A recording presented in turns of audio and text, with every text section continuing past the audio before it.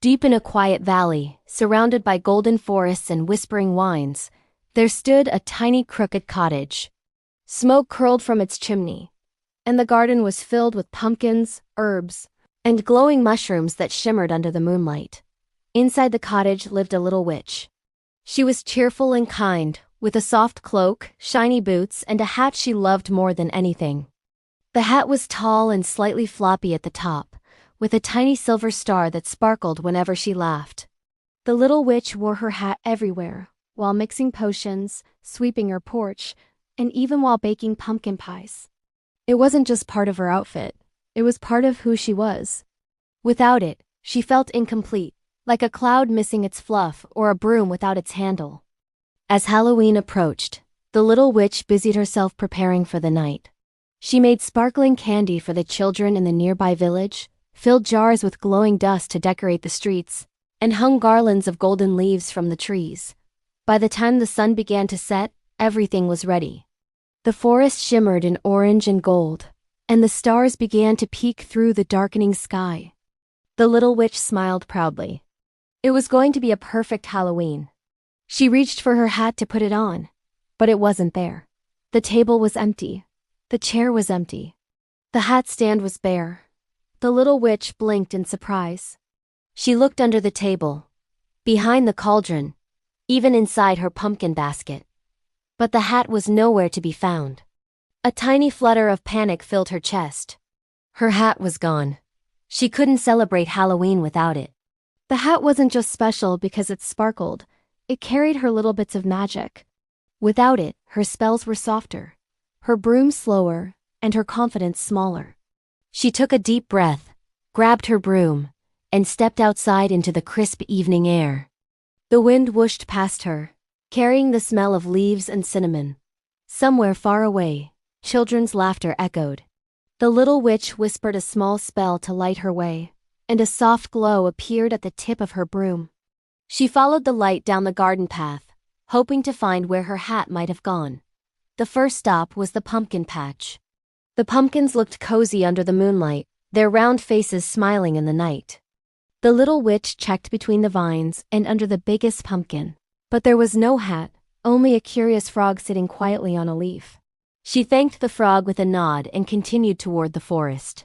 The trees swayed gently, their branches glinting with golden light. The wind brushed past again, and for a moment she thought she heard a faint whoosh, like fabric fluttering in the air. She looked up just in time to see something dark and pointy fly across the moon. It was her hat. The wind had taken it. The little witch gasped and hopped onto her broom. It wobbled at first. Without her hat, flying wasn't as easy. But she steadied herself and rose into the air. The cool night wind brushed her cheeks as she chased the flying hat across the forest. The hat floated higher, spinning and twirling like it was playing hide and seek. The witch giggled softly, even as she tried to catch it. It floated over the treetops, past the stream that sparkled under the moonlight, and into a meadow filled with fireflies. The fireflies swirled around the hat, lighting it up like a lantern. The sight was so beautiful that the little witch paused for a moment, just to admire it. Her heart felt lighter. She reached out, almost catching the hat, but the wind picked up again, and off it went, bouncing through the sky like a playful kite. The little witch followed, laughing now.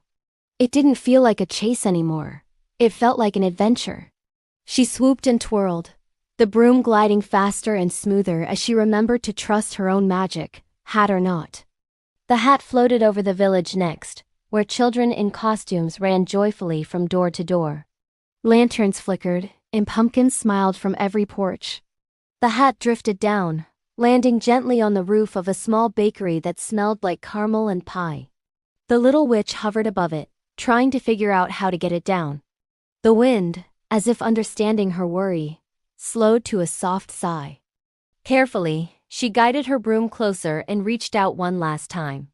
Her fingers brushed the brim, and this time, the hat didn't move. It waited. She caught it gently and pressed it against her chest, relief washing over her. The tiny silver star on the hat twinkled again, brighter than ever, as if happy to be home. The witch placed it back on her head, and instantly, The air around her shimmered. The fireflies danced in circles, the moon seemed to glow warmer, and her broom felt light as a feather beneath her.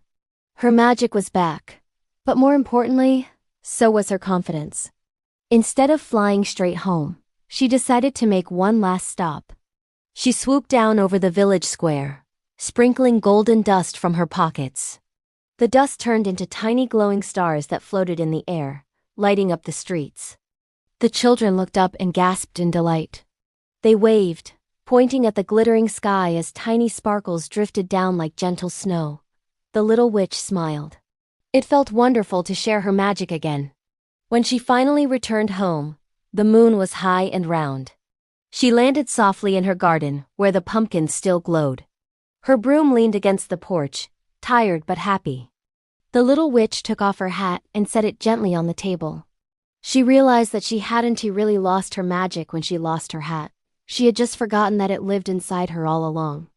The hat had been her favorite, yes, but the courage to chase it, the joy to laugh during the search, and the kindness she shared along the way, those were her real magic.